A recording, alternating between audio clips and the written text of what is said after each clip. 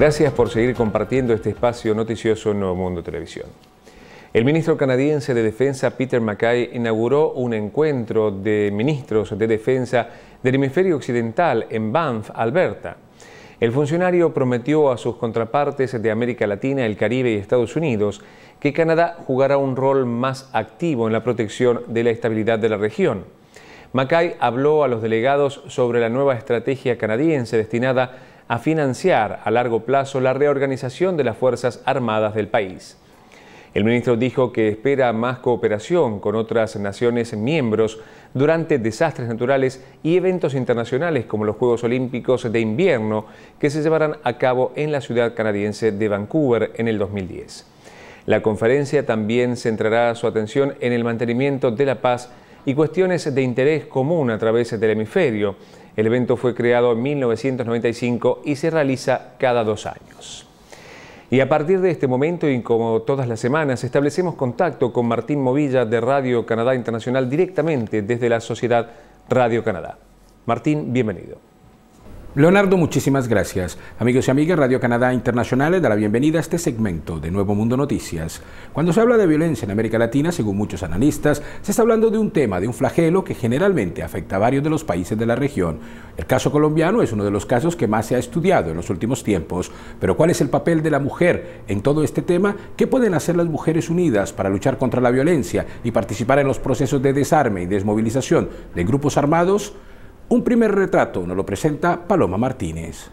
A pesar de la política de seguridad del gobierno del presidente Álvaro Uribe, que muchos consideran exitosa, la violencia continúa golpeando a las puertas de muchas residencias.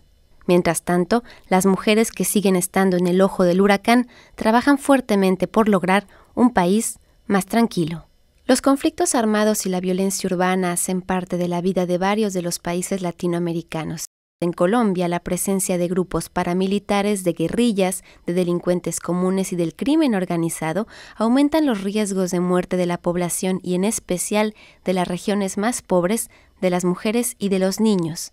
La situación es tan compleja que incluso miembros de la fuerza pública terminan colaborando o participando directamente en acciones violentas de grupos al margen de la ley.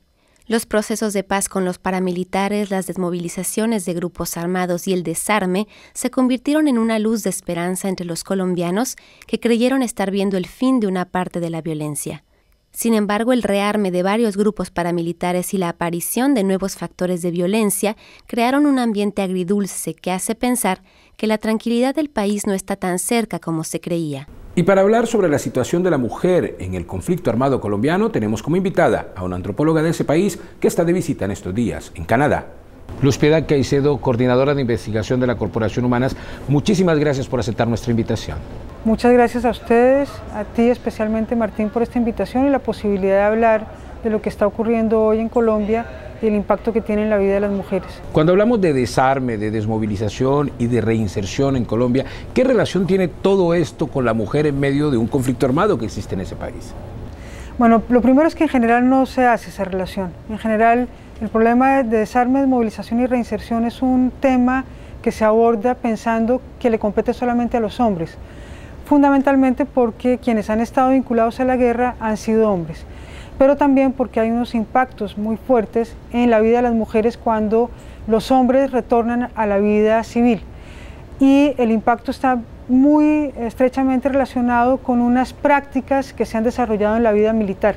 El militarismo en general exacerba unas formas de masculinidad, aquellas que son las que expresan con mayor fuerza el autoritarismo, la discriminación y la resolución de las diferencias por el uso de la fuerza. Sin embargo, uno tenía la percepción de que el proceso con los grupos paramilitares, las desmovilizaciones, los acuerdos de paz con estos grupos mejoraban la situación colombiana y, por supuesto, la situación de las mujeres en medio de los conflictos. Bueno, ahí hay indudablemente dos percepciones que estaban detrás de un proceso de desmovilización y que en general pueden ser presentadas cuando un país o una sociedad se enfrenta a un proceso de DDR. En Colombia hay una particularidad y es que el conflicto armado no ha sido reconocido por el gobierno que está propiciando un proceso de DDR, lo que se vuelve un tanto contradictorio. Y mientras efectivamente ha habido unas personas que han hecho la dejación de armas, Esa dejación fue incompleta, esa dejación fue además protagonizada por un número importante de personas que aparentemente no estaban vinculadas al paramilitarismo, y hay una gran cantidad de otras personas que siguen en la actividad militar. Teniendo en cuenta lo que usted dice, entonces, ¿qué pasa con la política de seguridad democrática del gobierno? Porque la percepción que existe en el extranjero es que la situación va mejor, que Colombia está casi a las puertas de la finalización de un conflicto. Ahí hay una discusión muy importante que se da en Colombia y que ha tendido a polarizarse. Por supuesto que para el gobierno de Uribe su política de seguridad democrática es una política exitosa. En general, quienes hacemos críticas o señalamos problemas en torno a la política de seguridad democrática e indicamos de qué manera la población del común, la gente del común no se ve beneficiada por la seguridad democrática, nos enfrentamos ante una estigmatización.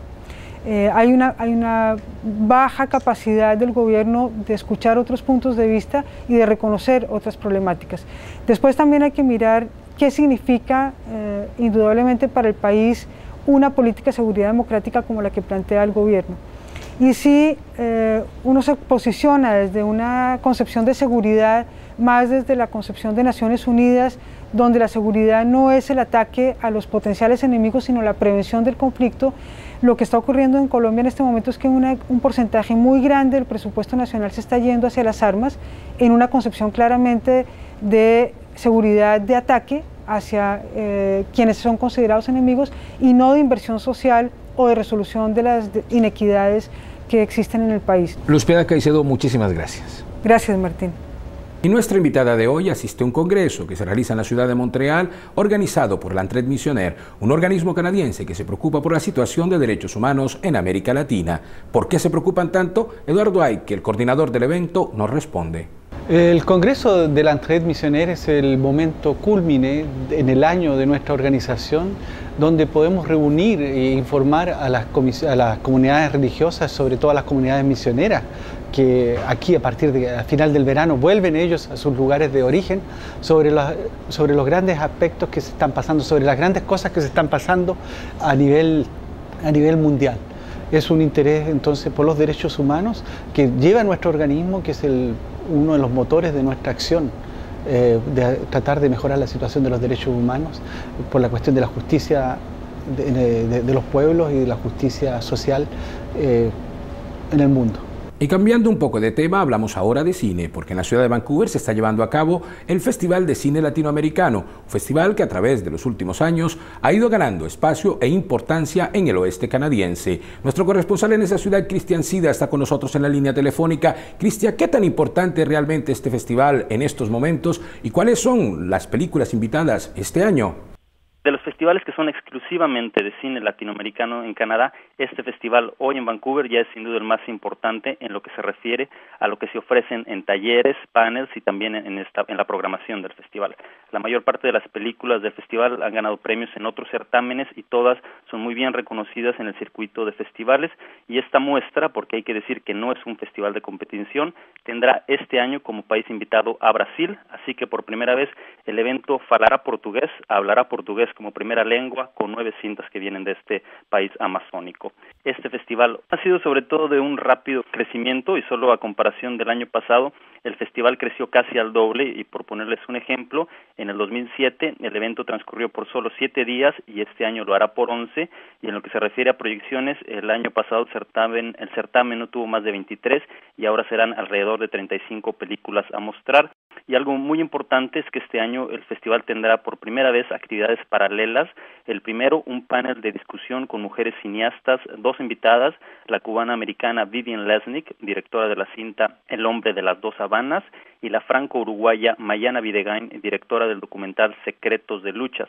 A estas se les unirá la artista chilena-canadiense Carmen Aguirre, pero sin duda el plato fuerte del festival será un taller de cinematografía por 2 días que será otorgado por el mexicano Guillermo Navarro, ganador del premio Oscar por la fotografía de la película El laberinto del fauno, así que vemos sin duda un extenso crecimiento del evento. Ahora, en referencia a los cineastas latino-canadienses, hay propuestas muy importantes como el documental titulado Americano americano, del director peruano pero que radica en Montreal, Carlos Ferrand. También hay cortometrajes como el de la chilena canadiense Claudia Morgado, que vive aquí en Vancouver, o Jocelyn Alvarado de Montreal, que presenta su cortometraje Nosotros los Vivos. Cristian, muchísimas gracias por estar con nosotros. Y a ustedes también, amigos y amigas, les decimos que llegó el final de esta sección de Radio Canadá Internacional en Nuevo Mundo Noticias. Si quieren obtener más información sobre estos u otros temas, visiten nuestra página web www.rcinet.ca o www.rciviva.ca. Leonardo, siga por favor usted en estudios. Muchas gracias Martín Movilla y a todo el equipo de Radio Canadá Internacional que participa con este segmento del resumen de noticias.